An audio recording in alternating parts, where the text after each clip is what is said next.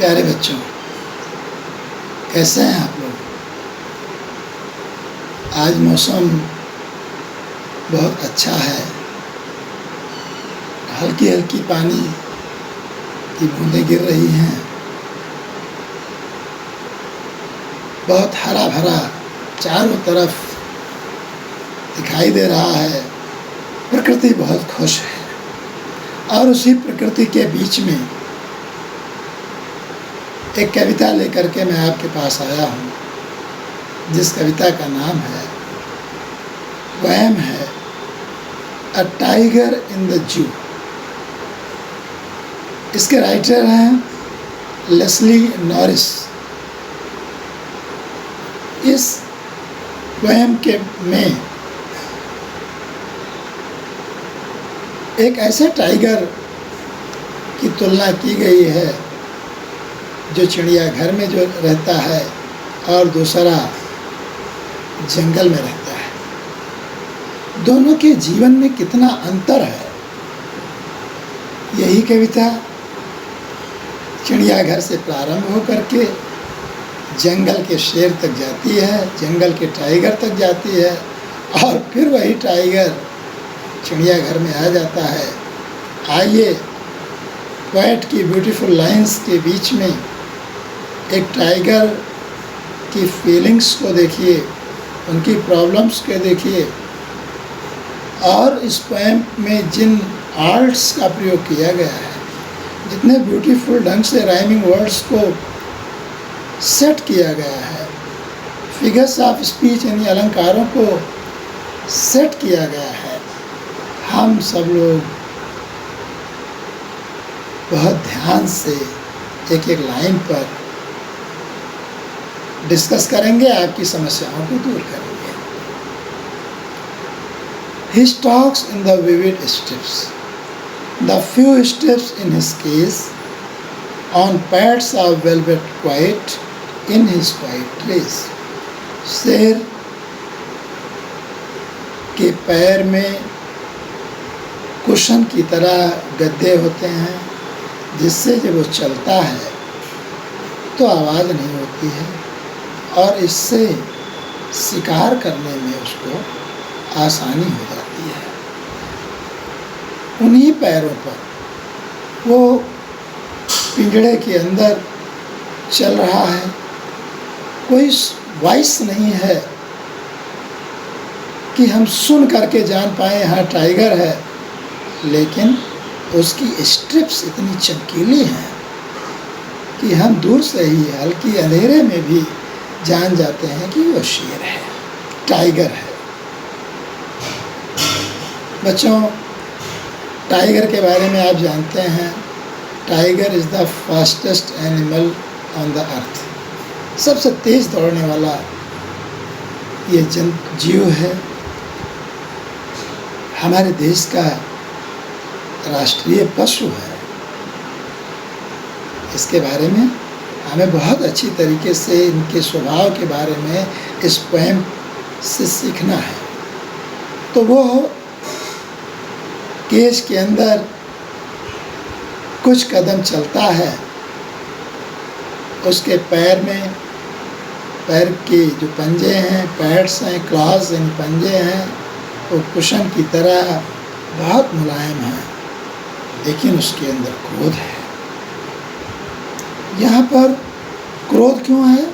क्योंकि उसको जंगल में होना चाहिए था, अपने मनपसंद का आहार मिलता, मनपसंद जब चाहता सोता, जब चाहता जगता, जब चाहता पीता, कोई छेड़ने वाला नहीं था।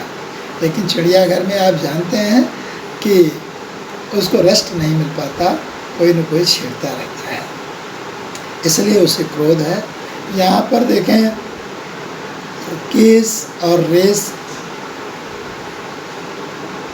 में राइमिंग की गई है, कितना ब्यूटीफुल ढंग से। दोनों में एज है, एक में सी लगा के, एक में आर लगा के। बच्चों, राइमिंग वर्ड जानते हैं? राइमिंग वर्ड मीन्स जिसकी वॉइस साउंड सिमिलर होती है। यहाँ पर मेटाफर फिगर्स ऑफ स्पीच का प्रयोग किया गया है। वेलवेट यूज़ किया गया है। वेलवेट माने मुलायम, जो उसके पैड्स के लिए कंपेयर किया गया है। इस तरीके से हम अलंकारों का भी प्रयोग सीख रहे हैं। अगली इस पोएम में 5 स्टेंजाज हैं। पहला स्टेंजा आपने भी समझा है। दूसरे स्टेंजा में he should be lurking in Shadow, उसको छाया में छुपा होना चाहिए था। अब यहाँ पर एनिमल्स के लिए इट का प्रयोग करते हैं, लेकिन यहाँ ही का प्रयोग हुआ है। ही का प्रयोग क्यों हुआ है? क्योंकि पर्सोनिफिकेशन में जब किसी चीज़ को इम्पोर्टेंस देते हैं, महत्व देते हैं, तो किसी भी चीज़ को मनुष्य की तरह हम फील करते हैं, मनुष्य की तरह हम उसका वर्णन करते हैं। इसलिए यहाँ पर ही का प्रयोग किया गया। तो he should be lurking in Shadow, वो छाया में उसे छिपना चाहिए था। स्लिडिंग थ्रू द लॉन्ग ग्रास, और लंबी लंबी घासों में फिसलना चाहिए था। नियर द वाटर होल, जहाँ से जल का स्रोत है उसके पास उसको रहना चाहिए था। वेयर प्लम्प डियर पास, और जहाँ पर मोटे मोटे हिरन आकर के पानी पीने के लिए गुजरते हैं उसके सामने से। अब देखो यहाँ पर जो आनंद है टाइगर को, क्या पिंजड़े में हो सकता है? वहाँ पर प्राकृतिक वातावरण क्या मिल सकता है? He should be snarling around houses at the jungle's edge, baring his white fangs, his claws. इस स्टेंजा के माध्यम से कवि ने यह बताने का प्रयास किया है कि जंगल सिकुड़ते जा रहे हैं, जंगल में कटान बहुत ज़्यादा हो रही है, उसके आसपास घर बनते जा रहे हैं। टाइगर रहे तो कहाँ रहे? तो जब कभी वो जंगल के किनारे आ जाता है तो वहाँ पर वो दांतों को दिखाता है, पंजों को दिखाता है। लोग डर जाते हैं। टाइगर कभी हमला नहीं करना चाहता, लेकिन हमने उसके पारिस्थितिक वातावरण में, उसके इकोलॉजी से छेड़खानी की है, तो वो हमारे बीच में आता है और ये बताने का प्रयास करता है कि कृपया हमारी सीमाओं में छेड़खानी न करें। शेर हमारे इकोसिस्टम का एक बड़ा इम्पोर्टेंट पार्ट है। अगर वो हिरन का शिकार नहीं करेगा तो हिरन की संख्या, एंटीलोप्स की संख्या बहुत ज़्यादा बढ़ जाएगी, तो बहुत फिर असंतुलन की स्थिति होगी। इसलिए शेर हमारे संतुलन के पिरामिड पर टॉप पर है, क्योंकि वो सबका नियंत्रण कर सकता है। और इस प्रकार से टाइगर के बारे में जो गलत धारणाएं हैं उससे बहुत सकारात्मक होना चाहिए। शेर टाइगर हमारे समाज का अभिन्न अंग है।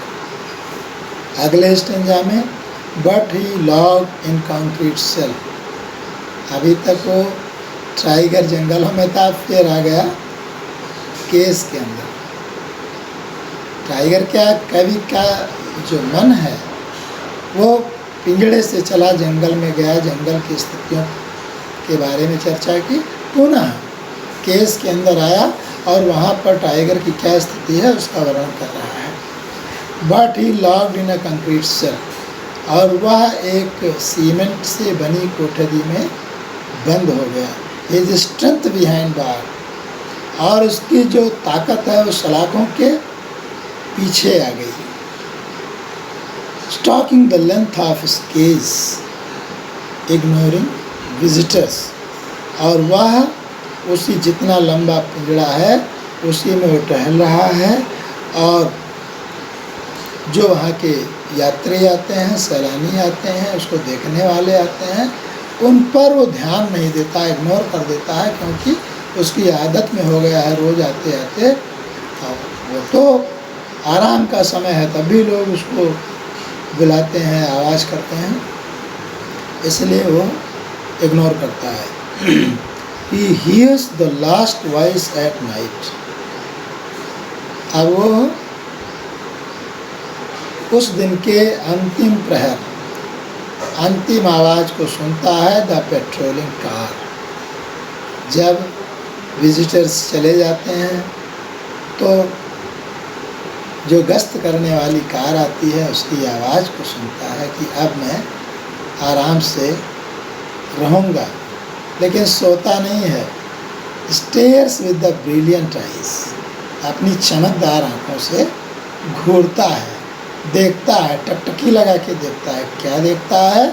एट द ब्रिलियंट स्टार्स, चमकते हुए सितारों को देखता है। और शायद वो प्रार्थना करता है कि हे भगवान, मुझे इस कैद खाने से बाहर निकालिए, इस जेल से बाहर निकालिए, मैं भी जंगल में स्वच्छंद विचरण करूं, मैं भी ताजे जल का पानी पीऊं, मैं बहती सरिता का पानी पीऊं, मैं अपनी मनपसंद का शिकार करूं, जब चाहूं जब सोऊं, जब चाहूं जब जगूं, जब चाहूं तो मैं छलांग लगाऊं। हमारी छलांग, हमारी ताकतें यहाँ सलाखों में कैद हो गई है।